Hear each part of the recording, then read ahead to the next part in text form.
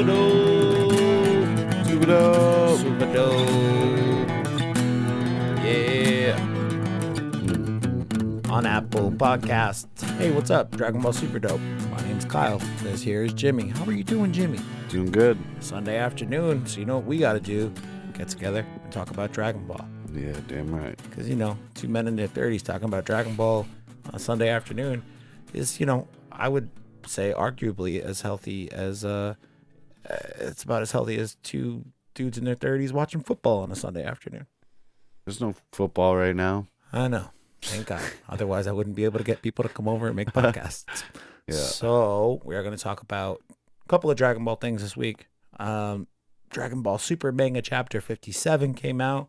We'll talk about that in the second half of the episode. But last night, this morning, somewhere in between, episode 20 of Super Dragon Ball Heroes came out. Guess we'll talk about that first.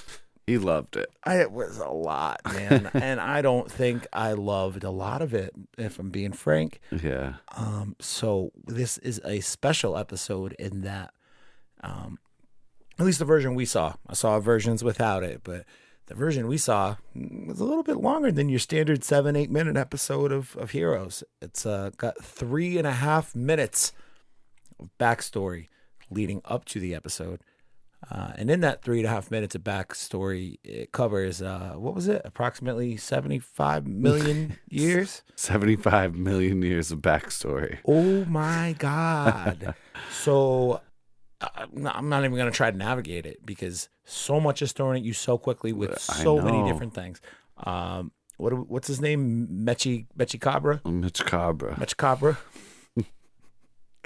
Mechikabra and Cronoa. I think that's how you say her last name. Yeah. Her name anyway. The Supreme Kai of Time. And those are characters. At least the Supreme Kai of Time is.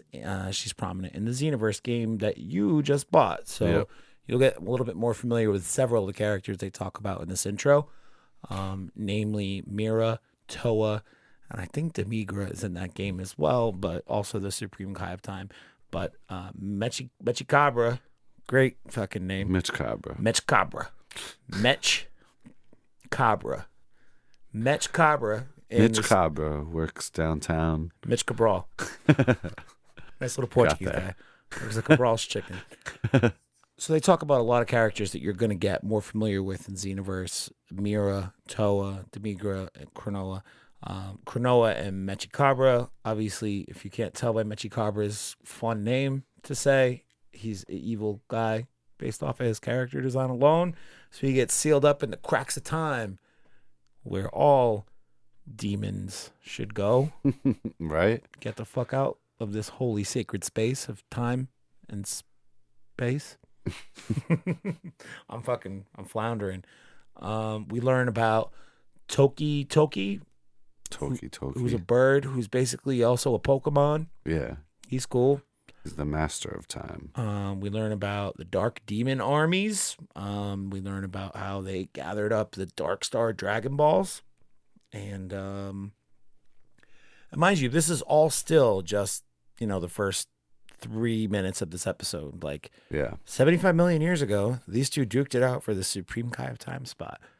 And all this other shit happened. Bunch of demon armies. Present day, Trunks is hanging out with the Supreme Kai of Time. Also, Trunks is a SSG. I hate SSG, but that's how we abbreviate it when we talk about it on Twitter. Yeah. Jesus, Super Saiyan God. Yeah. Super Saiyan God Trunks. By the way, Trunks is Super Saiyan God. Don't like it. I don't like it at all. I don't like how it looks.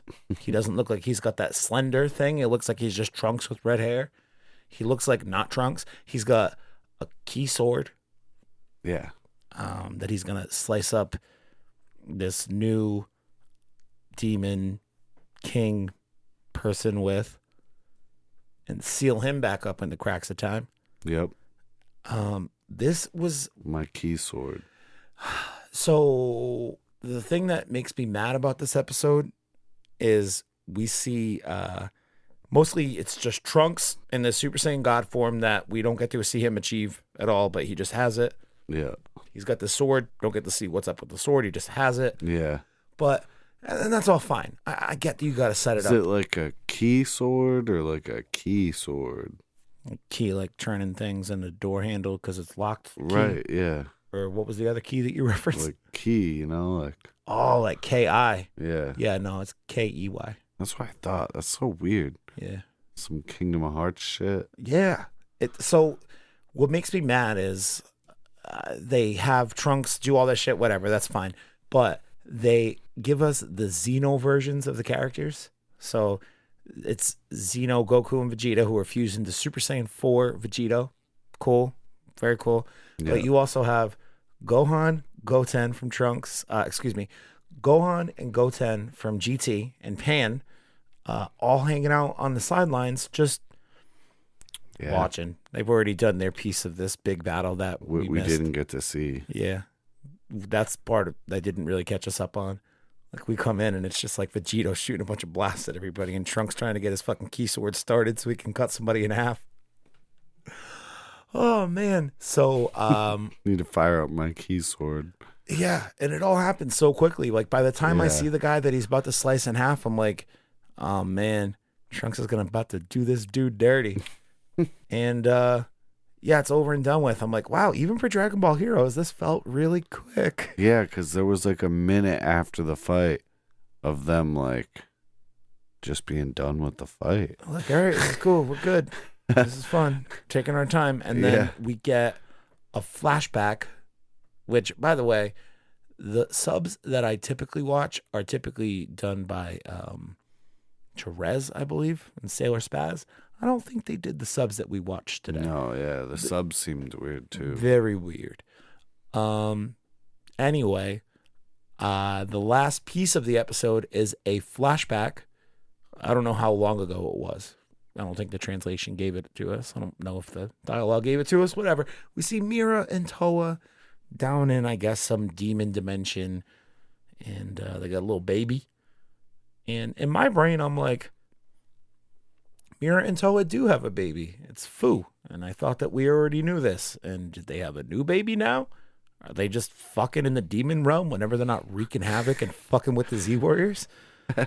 Ooh, and the Time Patrol in general? Like, no, it's just a flashback to when they first released Fuu from the demon realm. And, they say, your era is yet to come. And they just let him float off like a little baby Superman. And his little thing comes unwrapped, and then it flash forwards like however much time. I don't know how much time he is in. I don't know how much time would have passed in terms of like demon years or whatever. I don't know how old Fuu is, but yeah, he's old enough to be acting a fool now. Get it? Because his name's Fuu. Acting a fool. Yeah, except I said fool. So I imagine that much like in the first 19 episodes of Super Dragon Ball Heroes, Fuu will be some kind of huge factor in the story and how it progresses, which is all fine. I just don't get why, like, they build the episode as like a super special episode this week. It's going to be a massive fight, and I'm like, yeah cool, right? And then it's with a bunch of people that, outside of the few names that I've named, Toa, Mira, Fuu, Demigra, there's like nobody there of real consequence. Is Vegito and Trunks. I was excited to see GT Gohan and Goten. Feel like I haven't seen them in 23 years. Yeah. And they're like, nope, sorry, just hanging on the sidelines. We're still useless. Even though we're part of the fucking Time Patrol. Yeah. We're part of the Xeno Cops or whatever. Frustrating. This was like the least Dragon Ball feeling thing that I've seen in a long time. Yeah, that bird evolving into another bird. Yeah, to like finish the key swords onto like slice. everything. It literally looked like a Pokemon evolving and like using its ultimate move that it just learned due to its evolution in battle. Yeah. In order to, win you a rainbow badge or some shit. Is a rainbow badge a badge? I don't know if it is. Must be. Carlton. Rainbow badge. He has the rainbow badge. I was going to say, that joke works on two levels because A, he is a Pokemon master, and B, he is very gay. So, all that said, this was like the least Super Dragon Ball Heroes that ever did Super Dragon Ball Hero. Yeah, it's Super Dragon Ball unheroed. Super Dragon Ball sucked. Super Dragon Ball It sucked. just felt like it wasn't Dragon Ball. Like, I think part of it has to do with so many new characters in the beginning of it. And then Trunks having a super unfamiliar character design. Pan's there, cool. GT Gohan, Goten there, cool. They're not really doing anything. You don't see SSJ4 Vegito a lot, so no real familiarity with any of the characters in this episode. So Why be Vegito? because, man, they were fighting some crazy Should be strong Gogeta, no? demon Should do the god. fusion dance. They had the Pataras, I guess. The Xenos have only done the Patara. They haven't had. Well, yeah, they had Gogeta versus Hearts a couple episodes ago, I should say. Yeah. But yeah, the Xeno guys, they're just Vegito. I want to see SSJ4 Vegito and Super Saiyan Blue Gogeta fuse into Super Saiyan 15, 12. 12? 15, 12. Super Saiyan 12 Vegito. Vegeta. That's just the regular name for one of the guys in the Gogeta. Gogeta is already one of their names as well. See, it's trickier than it seems. Anyway, I don't think it'll ever happen. So, I mean, I think it's pretty appropriate that we've talked about a four-way fusion, or I guess it's kind of it's a fusion of a fusion. We fucking with four ways? Yeah, fucking with four ways. But there was a three-way fusion in the manga chapter this month, so. Was there? Yeah. But it was Namek guys, no? No, it was three ugly women. Oh, yeah. No, it was three mildly attractive women. Yeah, who then fuse up into like Voltron into like a big Bertha looking fat bitch. Yeah, it looks like what did I say? Ursula. It's like Ursula from The Little Mermaid fucked a Cabbage Patch doll. Yeah. So yeah, I guess let's close the book on Super Dragon Ball Heroes. Yeah. Because fuck all that. So Manga Chapter 57. Gonna be honest, man. I wish one of my fucking friends would learn how to read a comic book. Tired of having to tell you guys about it. We didn't do a manga video this week because I screwed something up with the iPad thing here, but you know, maybe we'll get that resurrected or what's the word? Reinstated. Rectified. Rectified. That's the word. Wrecked. Oh. Rectify. Rectal. Fied. Maybe we'll get that situation rectified. However, we are mostly up to date on what's going on with the manga, or at least you are. I read it like the second I see a translation link on the 20th of each month. Like, I don't care what the fuck I'm doing. I like literally started reading it in traffic the other day. Oh my goodness. Well, you know, I couldn't wait. I pulled over eventually. First couple pages. Yeah. So last month, androids show up to face against the 7-3 character who real good at absorbing everyone's energy and keeping it on the, you know, respective little pouches in his head or whatever. It's so weird the way that they pouches. Yeah, very strange the way they chose to do that. But I kind of dig it. I like that character, but he's no match for those androids. Can't sense their energy, even if he could. That shit, unlimited. Unlimited power. Max power. So, this chapter today is going to focus a little bit more on some of the other Z Warriors and what they're doing in their respective battles. And it's really like their kind of last moments to shine before somebody finally fucking shows up. Yeah, right. Who's a little more qualified to handle the situation. Sit back down at the kids' table. Yeah. Got to sit back down and say, go, Goku, you're the only one who can do this for us. Because that's what's going to happen soon. You better wait till my dad gets here. I do like that Bulma has brought back like that old Dragon Ball trope of having like a way for the non-fighting characters to be able to watch the fight and comment on it. Sets up all her, I don't know, drones and her TV monitors on the lookout, and everyone's just kind of chilling, trying to figure out what's going on. And there's too much Krillin on the TV for Chi-Chi's taste. I understand, but Krillin, man. Krillin is like... Krillin is such a stud in this chapter. And it could have been real easy for them to just take this chapter as an opportunity to say, oh no, all the galactic criminals are kicking the crap out of our hero friends. Wish somebody strong would show up. But no, they all pretty much hold their own respectively. And Krillin, I think, is my favorite piece of this because, you know, everyone always asks, why don't you just throw a fucking Kienzan at him, chop off his head? Yeah. We all go home, call it a day. We all go home early.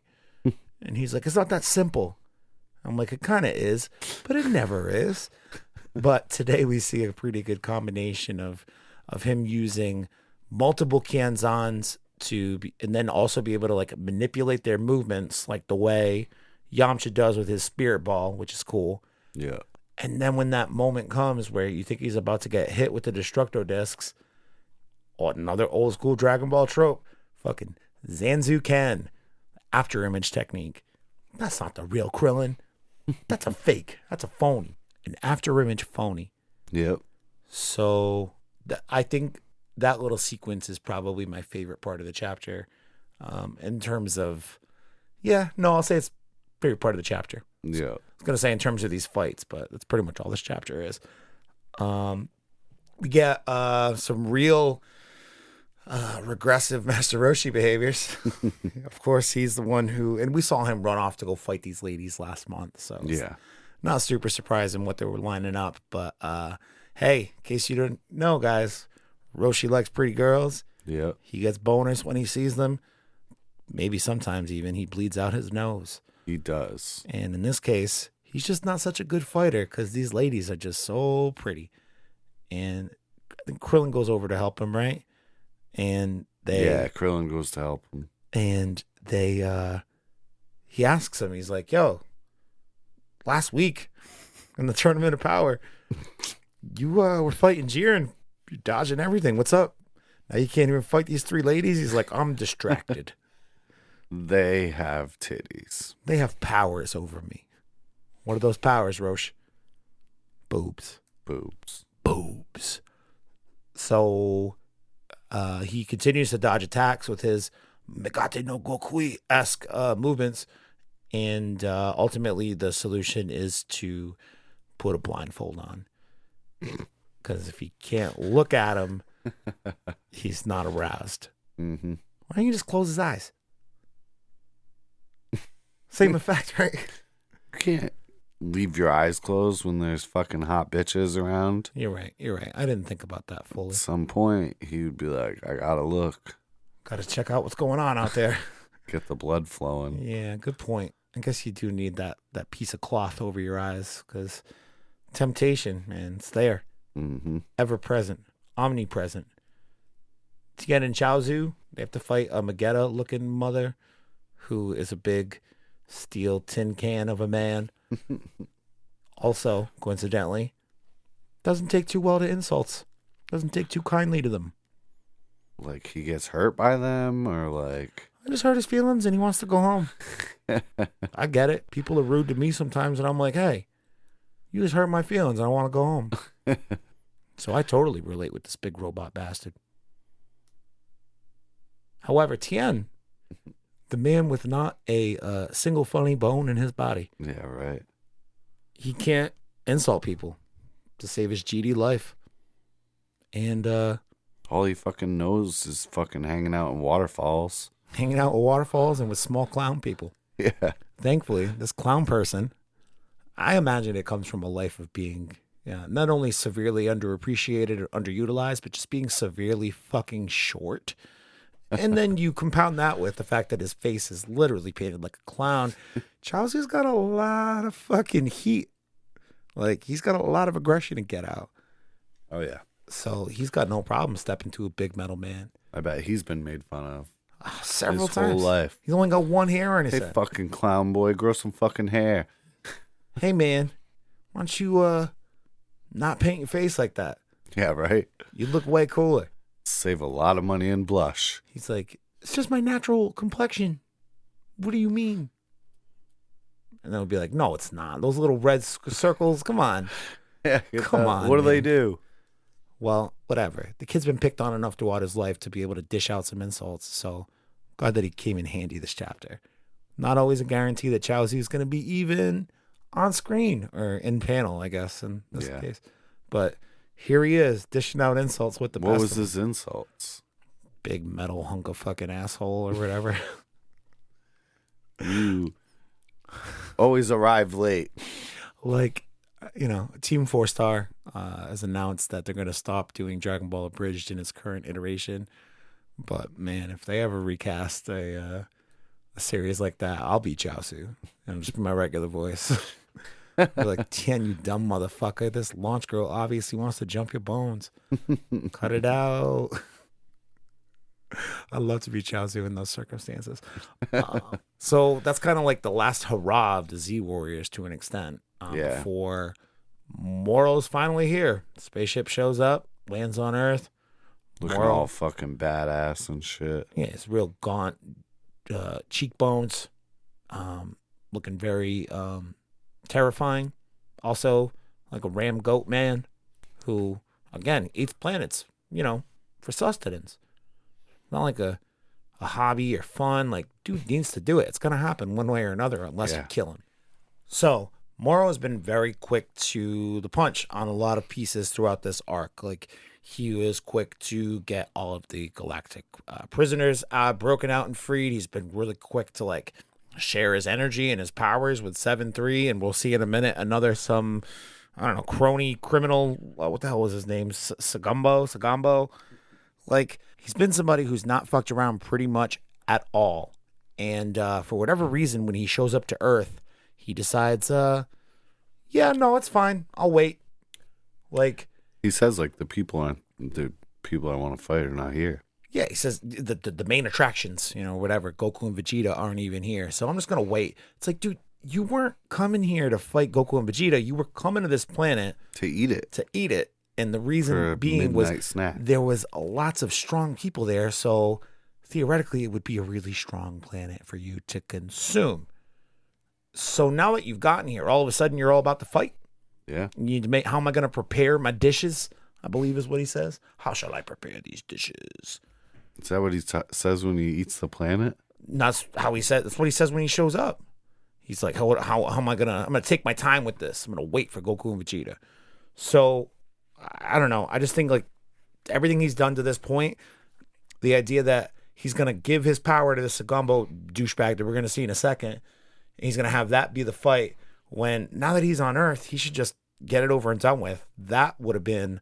And then the problem becomes, how do we stop or stall Moro for time?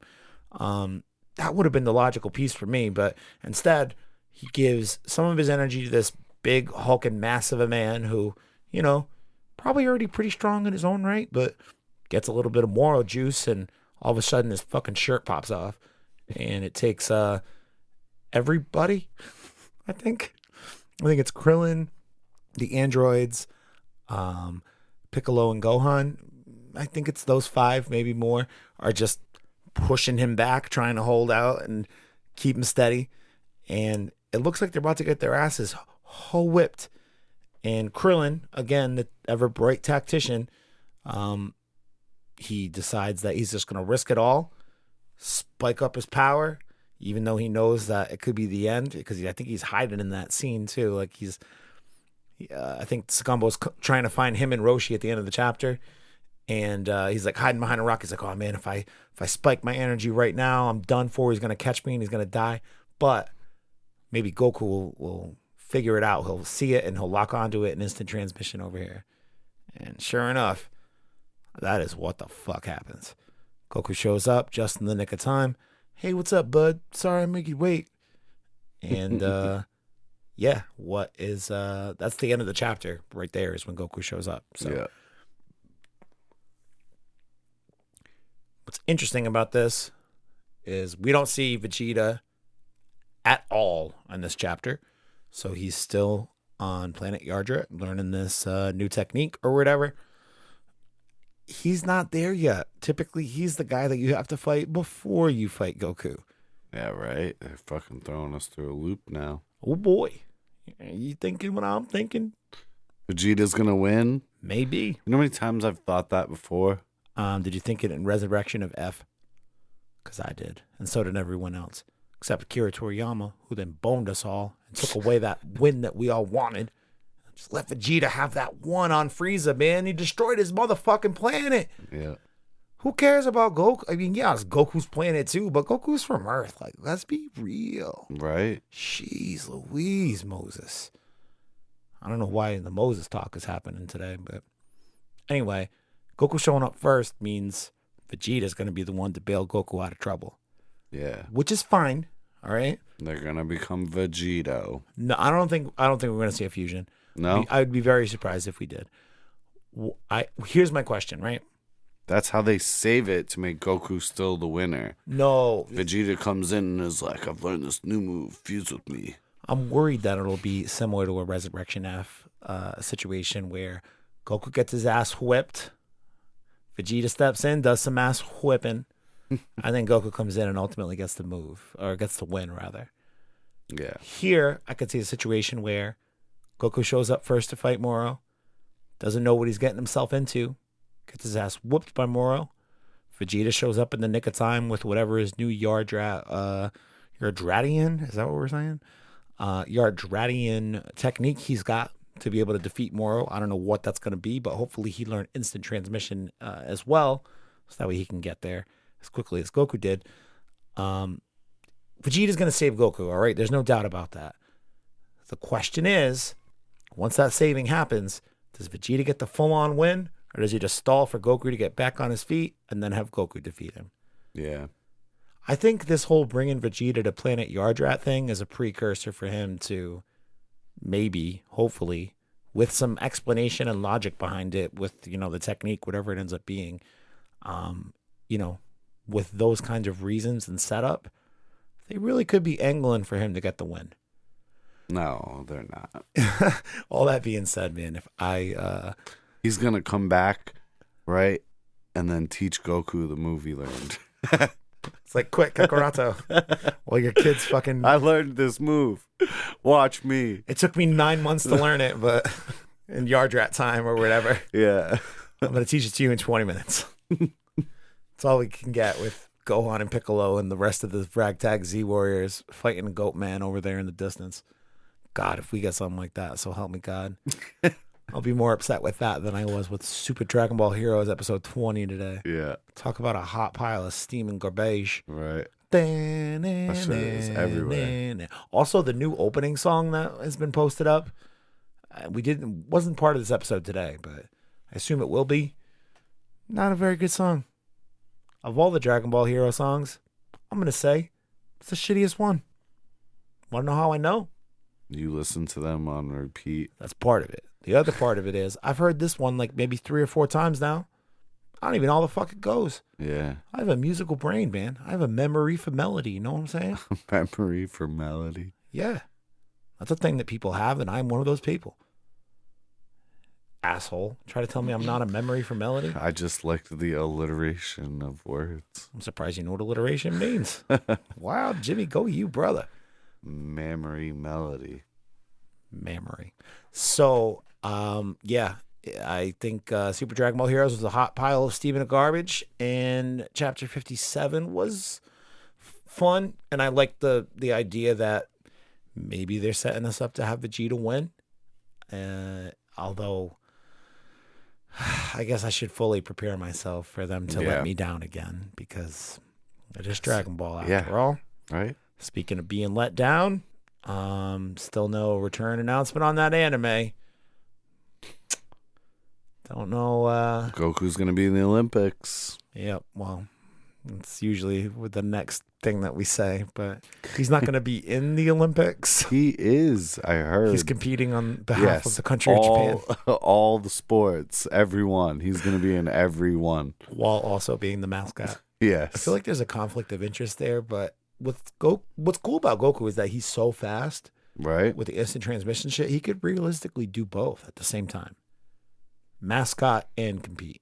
100-meter dash. Yeah. I don't know, man. I'm hopeful for July. I'm really hopeful for July. Because it ain't going to be March. I don't know how I know. It's February 20. What the fuck's the date? 22nd today? 23rd?